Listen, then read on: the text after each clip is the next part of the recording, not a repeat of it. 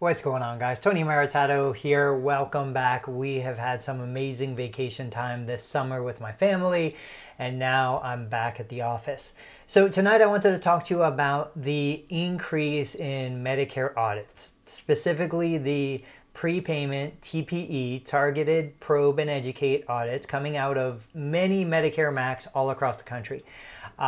If you're not part of my Medicare billing group for mostly cash-based PTO/TSLP, come on, check it out. I'll put a link down below. It's totally free. It's a Facebook group. But we've been discussing this, and what I did was I created a documentation module. It's a 3-hour course. There are 3 separate 1-hour modules that I teach live, and you get access to the replays.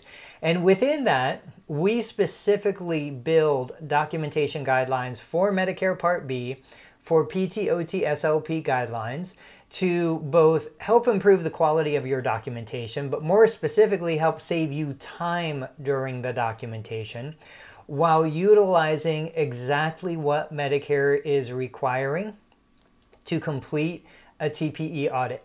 And so if you guys are looking at either you've already received the letter asking for patient records, or you've received notification, or you just know it's probably going to be coming sometime in the next year, I think this is a really helpful program for you. But I wanted to give you a couple tips right off the bat, even if you don't ever come and connect with us.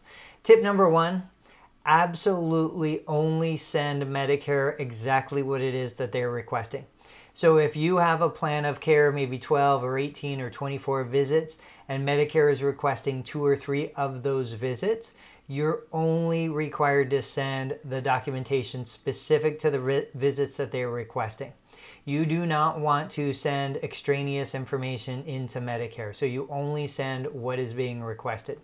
Number 2, they are going to tell you exactly what they're looking for. APTA put out an article talking about some of the things that they're asking for that might not be requirements but are recommendations. I did a video about that.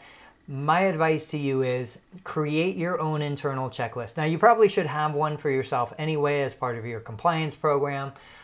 Everybody's going to make a mistake. We've been in business over 21 years. We still make mistakes, but the problem isn't so much making the mistake. The problem is not having a system in place to catch the mistake, to resolve the mistake, and to ensure that the mistake never happens again. So I would tell you that creating your own internal checklist based on exactly what Medicare is requesting in the TPE audit is a great resource for you. And what we did was we created paper copies of our checklist specific to the patient accounts, and we checked off every item that we provided, which was exactly what Medicare requested, so that the reviewer, upon receipt of the documentation, would be able to look at our checklist, know what they were already requesting, see that we manually went through the medical record, and ensure that every item on the checklist was accounted for. I have no way to prove that that was beneficial or worked to our advantage. Of course, we passed without any deficiencies during our 40-claim audit. We also passed our post-payment audit when they were reviewing claims from, I think it was 2019 in 2022. But nonetheless, I would tell you, 1, only send what they're requesting and supporting documentation specific to what they're requesting. 2, create your own internal checklist so that the reviewer can see that you know the guidelines, you've manually reviewed the account, and you've sent them exactly what it is they're requesting. And number 3, please be aware of the deadlines. There are deadlines associated with this information being requested. You don't have to rush the information out. You want to take time. You want to review the records. You want to make sure everything is in place. But you absolutely don't want to take so much time that you missed the deadline. So there is a large percentage of individuals that never send documentation that is requested. And of course, I understand in large offices, the request might get misplaced or who knows what happens. But those of you listening to this, you're probably smaller providers just like me. You want to make sure you get the information in within the deadline. You can upload the information, you can send it by mail. We chose to fax in our information, our documentation.